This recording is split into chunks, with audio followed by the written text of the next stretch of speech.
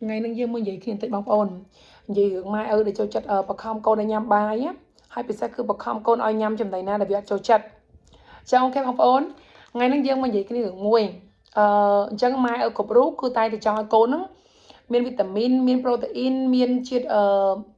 vitaminដែលត្រត្រង់កូនហ្នឹងគឺបានគ្រប់គ្រាន់មែនទេអញ្ចឹងយើងទាំងអស់គ្នាគឺយើងចូលចិត្តវាយកូនឲ្យញ៉ាំបាយឬមិនក៏វាយកូនឲ្យញ៉ាំបន្លែវាយកូនឲ្យញ៉ាំសាច់អញ្ចឹងណាអញ្ចឹងភាគច្រើនឪពុកម្ដាយទាំងអស់គ្នាគិតថាកូនយើងឲ្យតែយើងបខំទៅគឺវាព្រមញ៉ាំឬក៏វាព្រមលេបអញ្ចឹងណាអញ្ចឹងខ្ញុំចង់និយាយមួយជូនបងប្អូនទាំងអស់គ្នាឲ្យបានដឹងថាបើសិនជាមិនចង់ឲ្យកូនហ្នឹងមានបទពិសោធន៍មិនល្អឬមួយក៏ស្អប់ពេលបាយ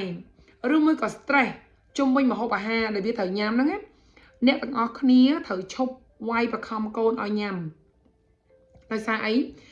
កត្តា3យ៉ាងដែលធ្វើឲ្យកូនអត់ញ៉ាំម្ហូបអាហារគឺមិនមែនដោយសារកូនហ្នឹងចង់រឹងតឹងឬមួយក៏ចង់ឈ្នះម៉ែអូនមួយក៏ចង់ធ្វើចឹងគេទៅចេះភាសាខ្មែរយើងចូលចិត្តថាឲ្យកូនណាថាឲ្យចៅហើយមិនម៉ែអញទេឬមកក៏ហើយមិននិយាយអញនិយាយឯងអញ្ចឹងណាចង់ឈ្នះអានឹងនិយាយទៅម៉ែគេម៉ែខ្ញុំក៏ដូចជាយាយគេយាយខ្ញុំដូចគ្នាអញ្ចឹងចឹងបងប្អូនទី1គឺអាចកូនហ្នឹងគឺគាត់ចាប់ផ្ដើមវិវត្តអណ្ដាតរបស់គាត់អណ្ដាតរបស់គាត់គឺពេលដែលញ៉ាំទៅវាអាចខុសពីអណ្ដាតរបស់យើងដូចអ្នកខ្លះអត់ចូលចិត្តចំណីប៉ែប៉ែឯងតែក្មេងខ្លះទៀតគាត់ចូលចិត្តដោយសារអណ្ដាតរបស់យើងខុសគ្នាសភាវៈលើអណ្ដាតគេហៅថា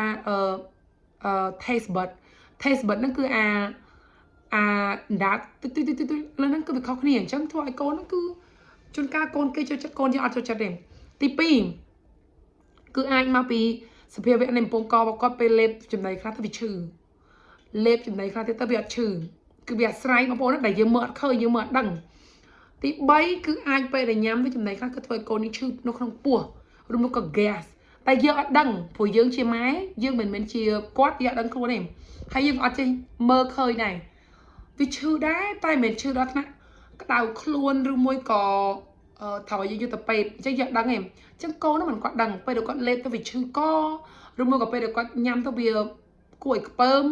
ឬមួយក៏ពេលដែលគាត់លេបចូលរងពោះទៅវាឈឺពោះនៅពេលក្រោយអញ្ចឹង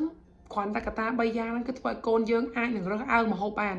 ហើយយើងអត់ដឹងទេចិត្តតែវាយគ្នាឲ្យញ៉ាំចិត្តតែវាយគ្នាឲ្យញ៉ាំអញ្ចឹងយើងធ្វើឲ្យកូនយើងគឺមានតំណែងតំណងជាមួយម្ហូបអាហារគឺអត់ចូលចិត្តហ្មងយើងធ្វើឲ្យគាត់ស្អប់ណាហើយមួយទៀតគឺធ្វើឲ្យពេលហូបបាយពេលញ៉ាំបាយគឺជាពេលមួយដែលវេទនាផុតសម្រាប់កូនឈប់បានឈប់ទៅបងប្អូនអញ្ចឹងកូនគឺគាត់អាចដឹងខ្លួនគាត់ជាយើងទៅទៀតចាអរគុណ